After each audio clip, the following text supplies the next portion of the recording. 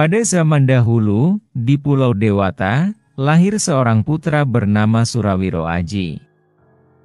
Catatan sejarah tidak mengenal siapa ayah dan ibunya. Ia menjadi yatim piatu saat berusia 7 tahun. Kedua orang tuanya meninggal saat ada pemberontakan VOC di daerahnya. Ia tidak dibunuh oleh VOC, melainkan diambil oleh seorang perwira VOC, Van Baber. Kala itu Van Baber mengambil Surawiro Aji menjadi budak. Sang kapten kemudian menjual budak itu kepada perwira Mur yang berada di Batavia, kini Jakarta, karena kekurangan uang. Sejak anak itu menjadi budaknya, karir dan kekayaan perwira Mur meningkat pesat. Dalam waktu singkat, pangkatnya dari kapten menjadi mayor. Tak lama ia dipromosikan menjadi penasihat gubernur jenderal. Ia menganggap budak itu telah membawa keberuntungan dalam hidupnya, sehingga diberinya nama si Untung. Untung dibawa ke kediamannya di Batavia dan mendapat tugas menjadi tukang kebun dan melayani putrinya, Suzanne. Perwira Mur adalah seorang duda dan mempunyai seorang putri yang seusia dengan Untung. Nama putri itu adalah Suzanne. Perwira Mur membeli Untung, agar putrinya yang sudah piatu itu mempunyai teman bermain dan bersenda gurau setiap hari. Untung adalah anak yang pandai bergaul, sehingga dalam waktu singkat ia sangat akrab dengan Suzanne. Sejak itu, mereka selalu bersama, baik dalam suka maupun duka. Kedekatan itu rupanya menumbuhkan benih-benih cinta di antara mereka hingga akhirnya terjalin hubungan asmara tanpa sepengetahuan ayah Suzanne. Untung menaruh rasa pada Suzanne yang ternyata rasa yang dimiliki Untung pun dibalas oleh Suzanne. Mereka saling mencintai dan menjalin hubungan asmara dan menikahinya. Cinta terlarang mereka tidak berlangsung lama karena terlanjur diketahui oleh ayah Suzanne. Hal itulah membuat perwira Mur menjadi murka. Kala itu perwira Mur sudah menjabat sebagai penasihat gubernur jenderal. Daripada malu dilihat orang, masa seorang penasihat gubernur punya menantu seorang budak? Mur memerintahkan agar Untung dipenjara. Suzanne pun dibuang ke sebuah pulau di dekat Betawi, sedangkan Untung dijebloskan ke dalam penjara. Penjara Engga membuat Untung merasa menyesali perbuatannya. Sejak itulah, kebencian Untung terhadap Kompeni Belanda semakin menjadi-jadi. Di dalam penjara, ia berusaha menarik hati para tawanan lainnya. Suatu ketika, Untung mempunyai ide untuk melarikan diri dari penjara. Ide itu kemudian ia sampaikan kepada tawanan lainnya. Ia menggalang kekuatan dengan para tahanan lainnya sehingga bisa melarikan diri, dan hal itulah yang menyebabkan Untung menjadi buronan. Untung yang terus kucing-kucingan dengan aparat VOC akhirnya ditemukan. Bukannya dihukum, malah ditawari masuk militer VOC. Engga sampai di situ, Untung diberikan jabatan letnan dan diberi tugas khusus menjemput putra dari Sultan Ageng Tirtayasa, Pangeran Purbaya. Tawaran itu diterima. Ia kemudian dilatih ketentaraan oleh militer VOC, bahkan diberi pangkat letnan dalam tempo yang relatif singkat. Setelah beres, Untung bersiap untuk melaksanakan misinya, menuju ke Gunung Gede. Untung akhirnya menemui Pangeran Purbaya yang bersedia ikut untuk diserahkan kepada VOC.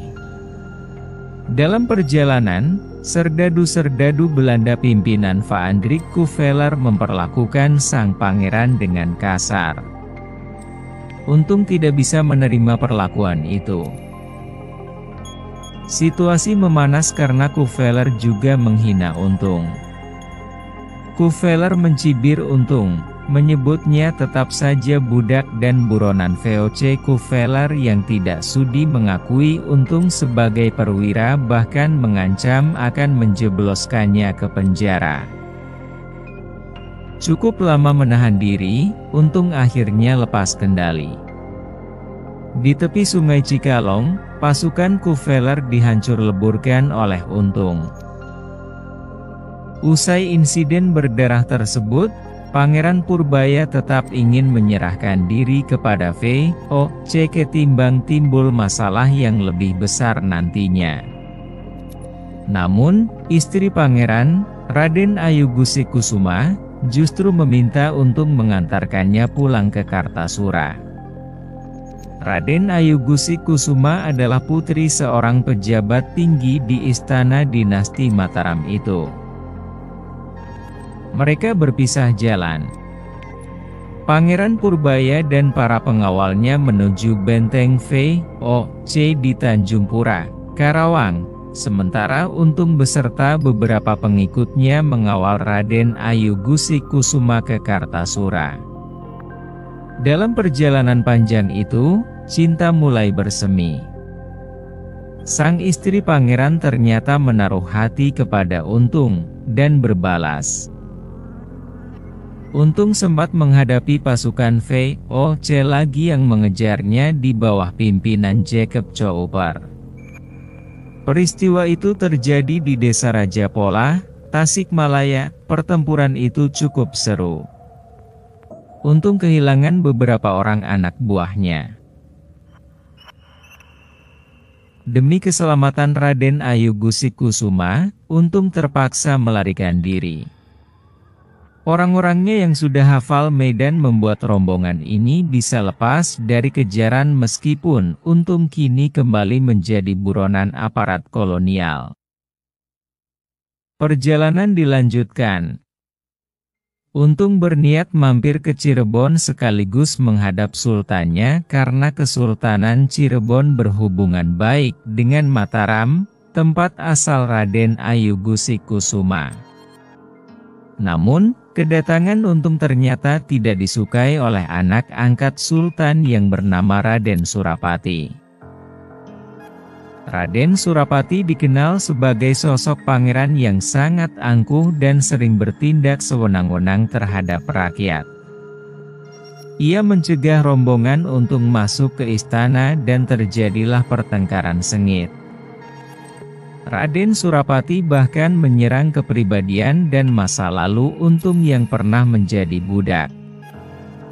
Apalagi Untung adalah buronan VOC.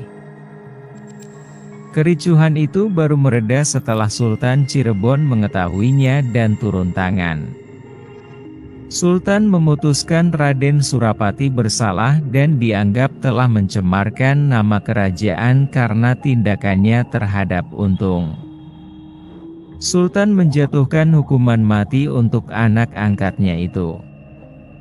Nama Surapati pun diberikan kepada Untung.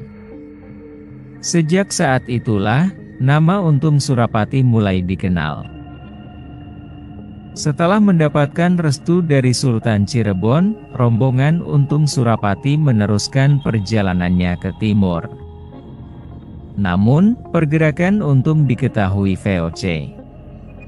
Kembali dipimpin oleh Jacob Chouper, terjadi pertempuran di perbatasan Jawa bagian barat dengan tengah itu. Lantaran kekuatan dan senjata yang tidak seimbang, Untung Surapati menginstruksikan kepada pasukannya untuk mundur. Mereka lolos berkat bantuan dari Kesultanan Cirebon dan berhasil memasuki wilayah kekuasaan Mataram dan bergegas menuju Kartasura. Singkat cerita, tibalah rombongan Untung Surapati di istana Kartasura yang saat itu diperintah Amangkurat II, cucu Sultan Agung.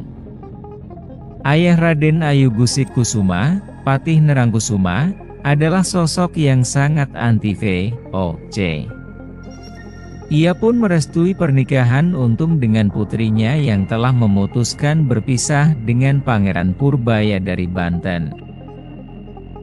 Patih Nerangkusuma langsung terpikat kepada Untung setelah mendengar laporan dari bupati-bupati bawahan Mataram tentang sepak terjangnya selama perjalanan menuju Kartasura. Ia pun tidak ragu-ragu mengajak Untung untuk bersama-sama memerangi musuh yang sama-sama mereka benci, yakni Kompeni Belanda. VOC mendesak kepada Amangkurat II agar menyerahkan Untung Surapati. Amangkurat II menyanggupinya. Tapi, itu ternyata hanya taktik yang dirancang Patih Nerangkusuma bersama Untung Surapati. Pasukan kompeni pun berangkat ke Kartasura. Kali ini, komandannya adalah Kapten François Tak, perwira senior VOC yang pernah terlibat dalam penumpasan gerakan Trunojoyo yang dianggap memberontak kepada Mataram. Tak juga terlibat dalam penaklukan Kesultanan Banten. Ternyata, Kapten Tak masuk jebakan. Anak buah Untung Surapati membuat kebakaran hebat di sekitar istana. Pasukan VOC pun panik dan terperangkap. Selain itu, pasukan Untung juga membakar sebagian bangunan keraton untuk mengesankan seolah-olah Amangkurat II ikut menjadi sasaran serangan, agar VOC tidak curiga. Pertempuran hebat pun terjadi di halaman keraton. Korban berjatuhan di kedua pihak, termasuk Kapten Tak. Setelah berhasil menghadang kedatangan Belanda, Untung Surapati kembali diperintahkan oleh Sultan Mangkurat II untuk merebut Pasuruan. Ia dan pasukannya pun berhasil mengalahkan Bupati Pasuruan yang bernama Anggajaya. Akhirnya, Untung Surapati diangkat menjadi Adipati Pasuruan dengan gelar Adipati Wiranegara. Selama menjadi Adipati, Untung Surapati senantiasa membangkitkan semangat juang rakyatnya dalam menentang Kompeni Belanda. Sudah beberapa kali pemerintah Belanda berusaha menumpas perjuangannya, namun beberapa kali pula mereka mengalami kegagalan. Sementara itu, VOC menggerakkan armada perang ke Pasuruan. Dalam pertempuran sengit di Bangil, Pasuruan, peruntungan Untung berakhir. Ia terluka parah, terpaksa mundur, dan akhirnya gugur. Sebelum menghembuskan nafas terakhir, Untung meminta kepada para pengikutnya agar merahasiakan kematiannya.